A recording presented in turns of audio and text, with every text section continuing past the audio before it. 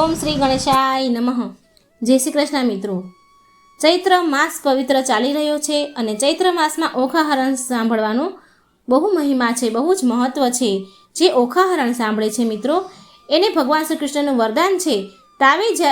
કૃષ્ણ ભગવાને જ્યારે તાવને દોરડેથી બાંધ્યો હતો ત્યારે ભગવાને કહ્યું હતું, જો તું મારા ભક્તો પાસે જઈશ, જે ઓખાહરણ સાંભળશે એની પાસે સ્વપ્નમાં પણ જઈશ તો તારું માથું છેદી નાખીશ। તો તાવે ત્યારે કોલ આપ્યો હતો કે જે એકવાર ઓખાહરણ સાંભળશે તેને હું વર્ષમાં ન દેખાવ, જે 2 વાર ઓખાહરણ સાંભળશે તેને તે હું જોઈને જતો રહું, જોઈને ચાલ્યો જાઉં, અને જે 3 વાર સાંભળશે ઓખાહરણ તેને તો હું જન્મમાં ન દીઠું। તો આવો કોલ આપીને તાવ ભગવાન શ્રી ભોળાનાથના ધામ ગયા કૈલાશ અને તેના ગણ બની ગયા। તો તાવે આવા કોલ આપ્યા છે અને ભગવાન શ્રી કૃષ્ણનું વરદાન છે કે ઓખાહરણ સાંભળવાથી વ્યક્તિ રોગ મુક્ત રહે છે। તો મિત્રો આ ઓખાહરણ પૂરું સાંભળજો અને બીજાને પણ જો વિડીયો સારો લાગે તો શેર કરજો। જય મહાદેવ, જય શિવ શક્તિની જય, ઓમ પરમાત્માને નમઃ, જય ઓખારાણી। ઓખાને સ્વપ્નમાં દર્શન ચિત્રલેખાનું દ્વારકામાં આગમન, ચિત્રલેખાએ કર્યું અનિરુદ્ધનું હરણ। હે રાજન, રોહિણીપુરમાં વસવાટ કરતી પરમ સુંદર સ્ત્રીઓ ચિત્ર નિર્માણ કલાની દ્રષ્ટિએ અતિશય અદ્ભુત આશ્ચર્ય પામી હતી।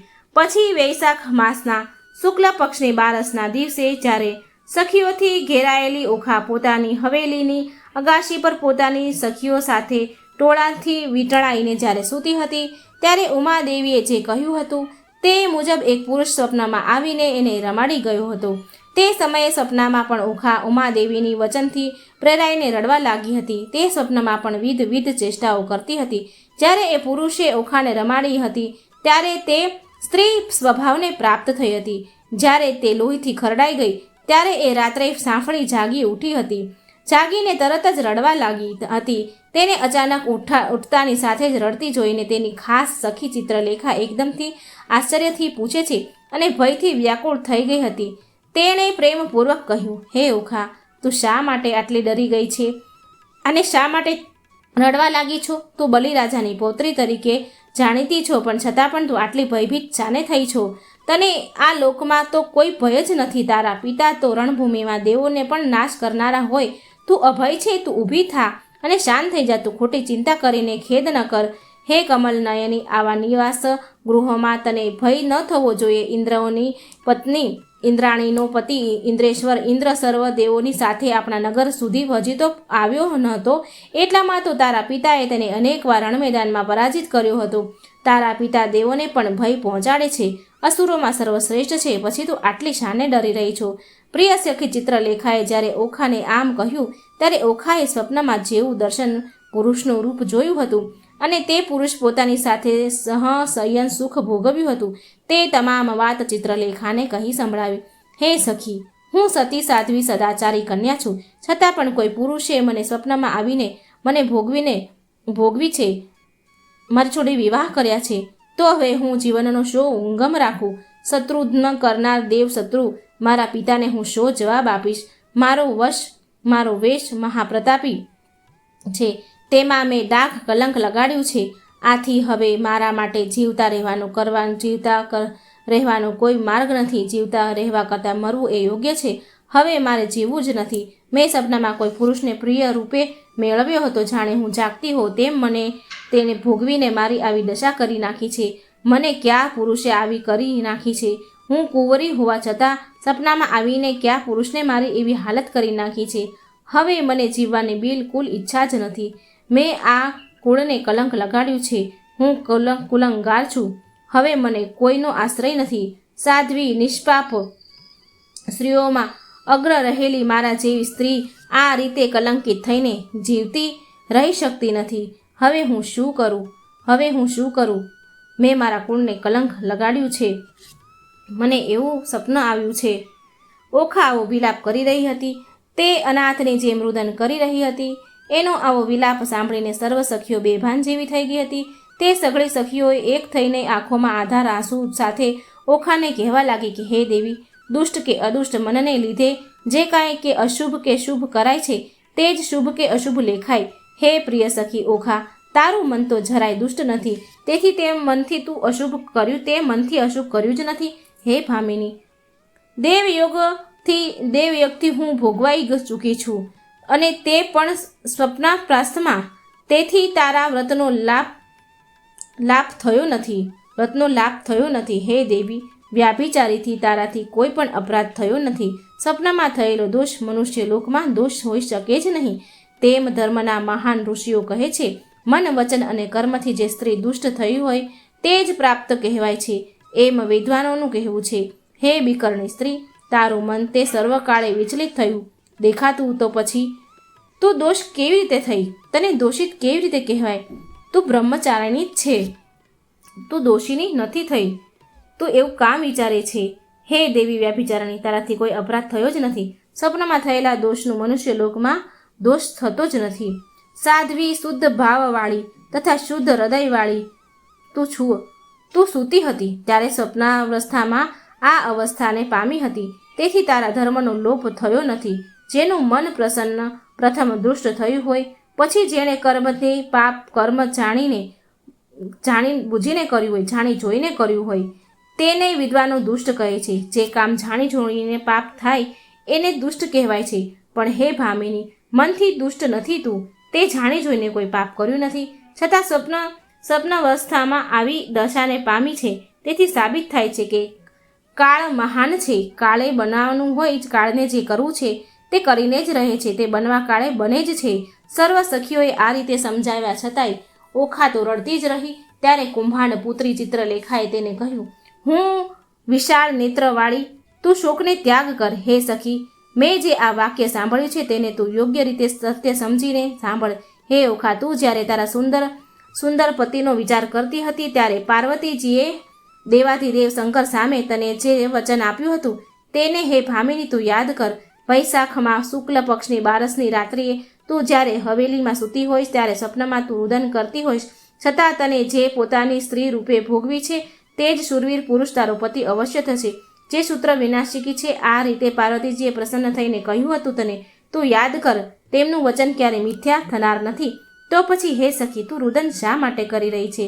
જ્યારે ચિત્રલેખાએ ઓખાને આમ કહ્યું ત્યારે ઓખાને અચાનક જ પાર્વતીજીનું વરદાન યાદ આવ્યું, પણ તેને રડવાનું બંધ કરી દીધું. અને પછી ઓખા કહેવા લાગ્યું, હે ભામિની, શંકર ભગવાન જ્યારે ક્રીડા કરી રહ્યા હતા ત્યારે દેવી પાર્વતીએ મને વચન આપ્યું હતું, તે મને યાદ આવે છે હવે. તેમના કહેવા પ્રમાણે મેં જે સપનામાં અનુભવ્યું છે, ઉમા માતાએ જો એ જ મારો પતિ કહ્યો છે, તો મારે તેને કયા પ્રકારે જાણવો જોઈએ? તે માટે શું કરવું પડે? મારે શું કરવું ઘટે તે તું કર, ગમે તે કર, પણ તું એ મને જણાવ, મારે શું કરવું જોઈએ? ઓખાએ આમ કહ્યું ત્યારે કુંભાંડની પુત્રી ચિત્રલેખા અર્થતંત્રમાં અતિશય વિદ્વાન હોય એ કહેવા લાગી કે હે દેવી, તેનું ફળ જાણવાનું નથી, અને તેની કીર્તિ યા પુરુષની વિશે કોઈ કંઈ જ જાણતું નથી. તો આ શું છે કે જેથી તું આટલી બધી મોહિત થઈ ગઈ છે? અરે, જેને કદી જોયો કે સાંભળ્યો નથી તેને તે સપનામાં જોયો તોય તું રુદન કરી રહી છે. ડરપોક સ્વભાવવાળી એ રતિ ચોરને આપણે કઈ રીતે જાણવો જોઈએ? હે પ્રિય સખી, જેણે તને રુદન કરતી પચક્રમ અને અંતપુરમાં પ્રવેશ કરી ભોગવી છે તે કોઈ અસામાન્ય પુરુષ તો નહીં જ હોય. જે તારા લોકો વિખ્યાત નગરના જબરજસ્તી પ્રવેશ્યો હતો, જે તારા નગરમાં આવ્યો છે તે એકલા શત્રુઓને સહારક હોવો જોઈએ. જે આદિત્યો, વસુઓ, રુદ્રો અને અતિ પ્રતાપી 2 અશ્વિની કુમારો ભયંકર પરાક્રમી ગણાય છે, તે પણ આ શોણિતપુરમાં પ્રવેશવાને યોગ્ય નથી. છતાં જે અહીં પ્રવેશ્યો હતો તે સર્વ દેવો કરતાંય સેંકડો ગુણોથી ચડિયાતો હોવો જોઈએ, કારણ કે શત્રુઓનો વિનાશ કરનારા પુરુષે બાણાસુરના મસ્તક ઉપર આક્રમણ કરી શોણિતપુરમાં પ્રવેશ કર્યો હતો. કે કમળ, હે કમળ નયની, આવા સુરવીર અને યુદ્ધમાં કુશળ પુરુષને તે સ્ત્રીનો પતિ નહીં થાય તેના જીવતનો શો અર્થ? અર્થાત તે સ્ત્રીના જીવનનો કે ભોગોનો ખર્ચ નથી, તે કેવળ વ્યર્થ ગણાય છે, કોઈ અર્થ નથી એનો. પાર્વતી દેવીએ તારા પર કૃપા કરી અને તેમની કૃપાથી કામદેવ જેવા પતિ તને મળ્યો. હવે તે સખી, તું મારી વાત ધ્યાનથી સાંભળ. તે કોના પુત્ર છે તથા તે કયા કુળના છે તે આપણે અવશ્ય જાણવું જોઈએ. જ્યારે ઓખાએ ચિત્રલેખાને આ પ્રમાણે સમજાવ્યું ત્યારે ઓખા બોલી, હે સખી, હું એ પુરુષને કેવી રીતે જાણીશ?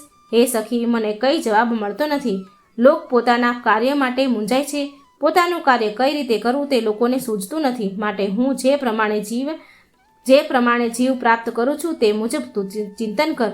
ઓખાનું આ વાક્ય સાંભળીને ચિત્રલેખા બોલી, હે વિશાળ નેત્રી ઓખા, આ ચિત્રલેખા તારી સખી છે. તે સંધિ ગૃહના કાર્યમાં સર્વ રીતે કુશળ છે. તેથી હે સખી, તું મને એ વિશે જલ્દીથી જણાવ. મને સર્વ ત્રૈક લોકનું સર્વ રીતે સદાય જાણવામાં છે. ચિત્રલેખાનું આવું વાક્ય સાંભળીને ઓખા આશ્ચર્યચકિત થઈ ગઈ હતી. દીન ભાવે તે હાથ જોડીને ઓખાને તેને સ્વપ્નસ્ત્રાની બનેલા બનાવ વિશે કહ્યું. ત્યારે ચિત્રલેખાએ તેને હૈયાધારણ આપી. પછી ઓખા બોલી, હે સખી, હવે તું મારા અંતિમ વચન સાંભળ. આજે મારા પ્રિય ભરથાર કે જે કમળ નયન છે, મદમસ્ત હાથી જેવા ચાલવાળા છે, તેને જો તું અહીં નહીં લાવ તો હું મારા પ્રાણનો ત્યાગ કરીશ. ત્યારે ચિત્રલેખા બોલી, તું જે કહે એ વાત અમારાથી જાણી શકાય તેમ નથી. એ ચોરને કુળ, વર્ણ, શીલ કે સ્વભાવથી કે રૂપથી કે દેશથી મેં ક્યાંય જાણ્યો નથી.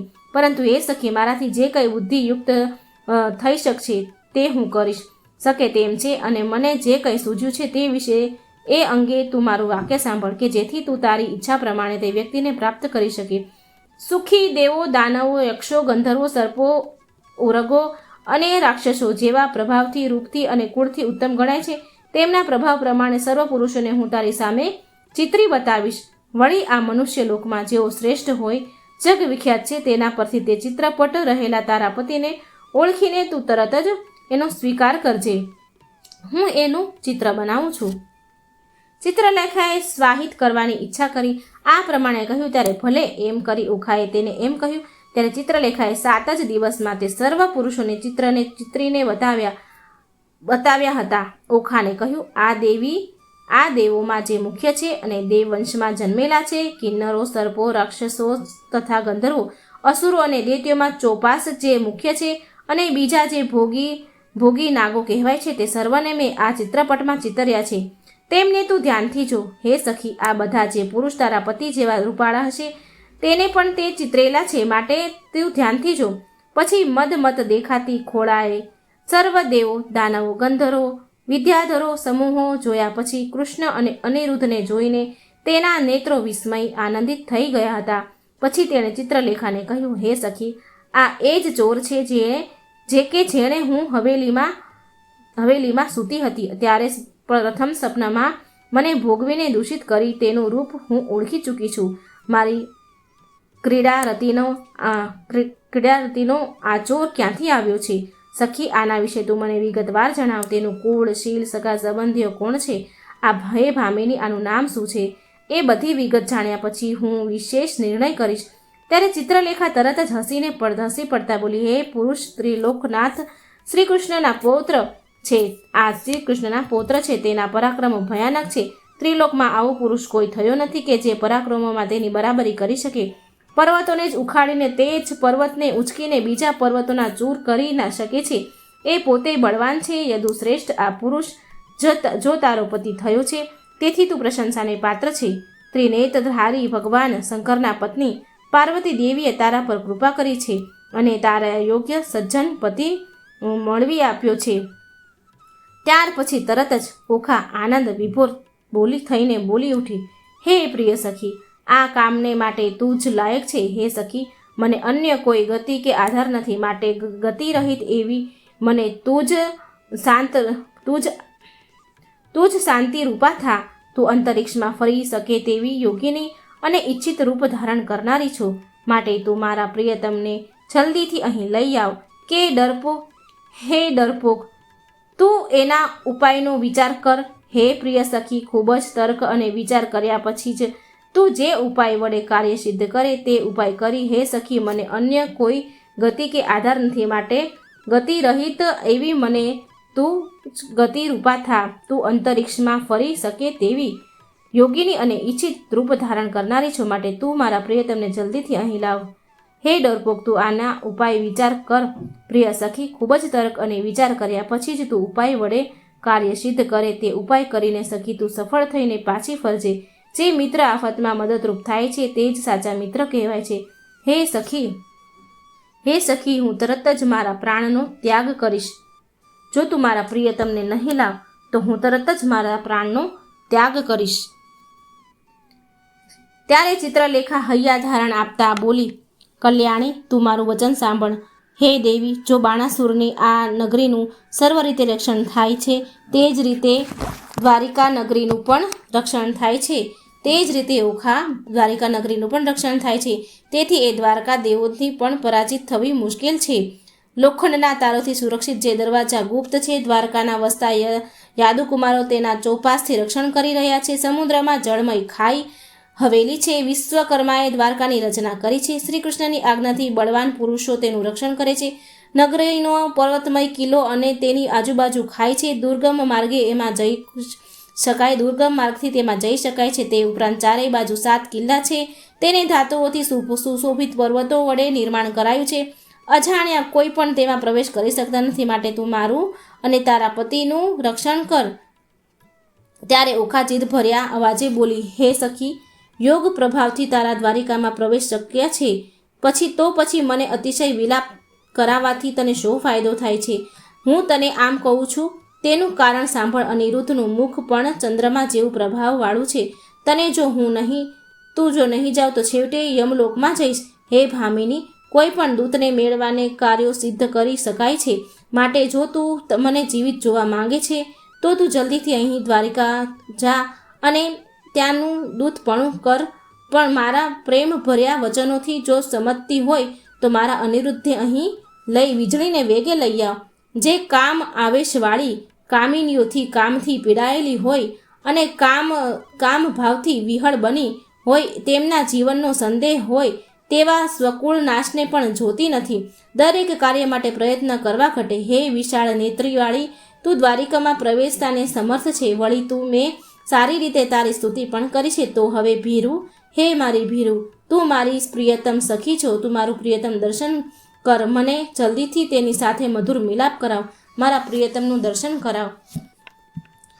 ત્યારે ચિત્રલેખા શાંતિથી બોલી, હે સખી, તે મને અમૃત તુલ્ય વચન કહી સારી રીતે સ્તુતિ કરી છે. મધુર અને પ્રિય વાણીથી મને પ્રેરણા કરી છે. હવે હું સિદ્ધ દ્વારિકા નગરીમાં ભણી પ્રયાણ કરું છું. એ નગરના પ્રવેશમાં કરી યાદવ કુળમાં ઉત્પન્ન થયેલા તારા પ્રિયતમને અનિરુદ્ધને અહીં લાવું છું. આવું દાનવોને ભયભીત કરનાર અમંગળ છતાં સત્ય વચન કહીને ચિત્રલેખા મનના સમાન વેગપૂર્વક તરત જ ત્યાંથી અદૃશ્ય થઈ ગઈ. ચિત્રલેખાએ દિવસે 3જા મુહૂર્તમાં બાણાસુરના નગરમાંથી અદૃશ્ય રૂપ પ્રયાણ કર્યું. ચિત્રલેખા પોતાની સખી ઓખાનું કલ્યાણ કરવા માંગતી હતી. તપોધનનું પૂજ્ય કરતી હતી. ક્ષણવારમાં શ્રીકૃષ્ણની રક્ષિત દ્વારિકામાં પહોંચી ગઈ. એ દ્વારિકા કૈલાસ શિખર પર હતી. એ દ્વારિકા કૈલાસ શિખર જેવા આકારના મહેલથી શોભતી હતી. સુંદરતાથી ખંડિત અને સુશોભિત દ્વારિકાને ચિત્રલેખાએ દૂરથી નિહાળી હતી. તો મિત્રો, આ હતો ખંડ 4, ચિત્રલેખાનું દ્વારિકામાં ગમન અને અનિરુદ્ધનું હરણ. મિત્રો, જો વિડીયો સારો લાગે તો લાઇક કરજો, શેર કરજો અને મારી ચેનલને સબસ્ક્રાઈબ જરૂર કરજો. જય શ્રી કૃષ્ણ. રાધે રાધે. Thank you.